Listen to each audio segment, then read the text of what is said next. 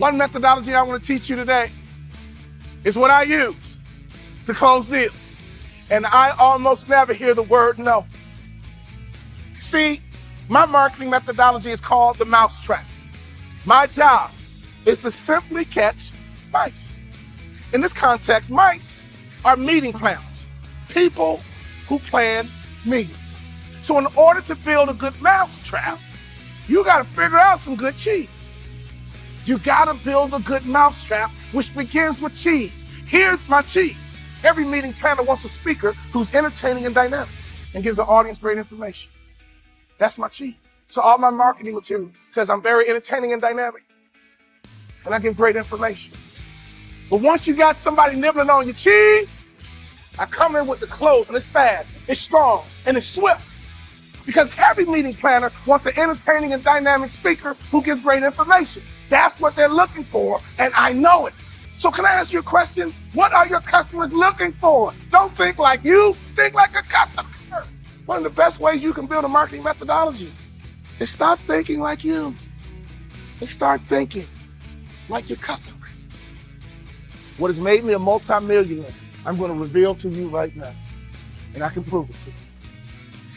The superstars that you're looking for are on the tip of my tongue. What did we think? Did we like it? The likability factor is the best kept secret in business.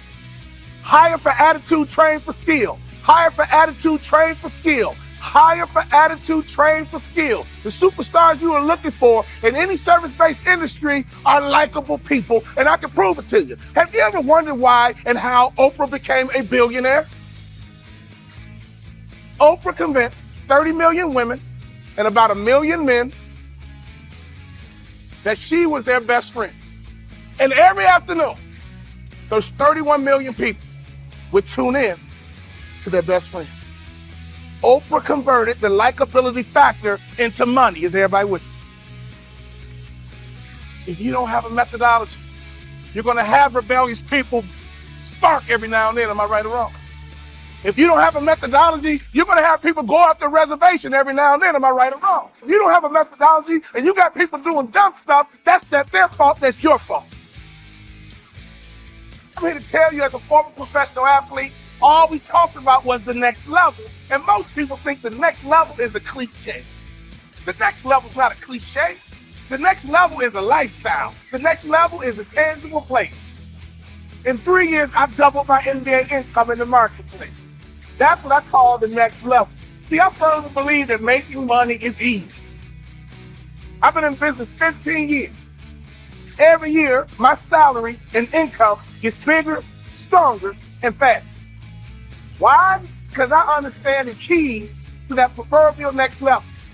You are in charge of your next level.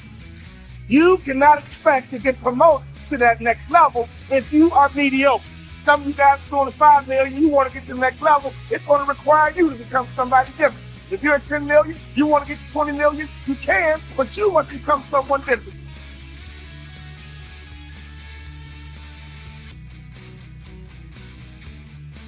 People are not one way. We are a reflection of the states we're living in. When you're in a frustrated state, an overwhelmed state, a tired state, your brain processes completely differently than if you're in a passionate state, whether you're feeling determined, whether you're feeling committed, whether you feel completely resolved. So learning to change the leader's state, learning how to change your own state. So, people, one of the silliest questions I get asked is, you're not really that happy, are you? Or you have bad days, don't you? Of course they have, bad times. But I don't have bad days anymore. And it's not BS. It's because I've trained myself like an athlete to go in these peak states so often that they're just natural for me. It's like building a muscle. So it's not like I'm so smart or I'm just so positive. It's just like, why would I waste my time stressing out? I have a 90-second rule. I'll stress for 90 seconds, but stress is not going to solve it. Let me put myself back in a different state. I've been teaching for years that a radical change in your body instantly changes your biochemistry. 38 years I've taught it. 2 years ago at Harvard, they did a study, scientifically proven what I've been teaching all these decades, where they call it power postures. Yeah, the Wonder Woman stance. Yeah, standing like Wonder Woman or Superman for 2 minutes. Yep. Or like you see a guy that's like this, pulled back like that for 2 minutes. literally increases your testosterone in your biochemistry within 2 minutes by 20%. It drops cortisol by 18%, which is the stress hormone, and increases your chance of taking a more risky behavior, which is what's required of a leader, by 33%. 2 minutes. Now, that's just standing a certain way. I show people use their voice, their body, their movement, which is 10 times more dynamic than just a stiff stance. And when you change your state, your mental, emotional state, you change your performance. There are people that are born and upbred, when you may be born with more certainty, like people are willing to take more risks. There certainly are people of that nature. But anyone can be a leader in something that they decide to become masterful in. You can be the leader of your own life. Everyone should lead their own life. You should be the leader of your family. And so I think everyone can be a leader, but there are different types and different styles of leadership. And I believe that leadership is a skill. It starts with having something that you're committed to that's larger than yourself, a vision that's bigger than yourself. If there's a large enough vision, if you have enough passion for that vision, then you're going to have enough drive to actually start to execute. And then leadership is the capacity to discipline your disappointment, because you're going to have to go through failures. And instead of making failures, you have to learn from those. And then it comes down to the skill of influence once again.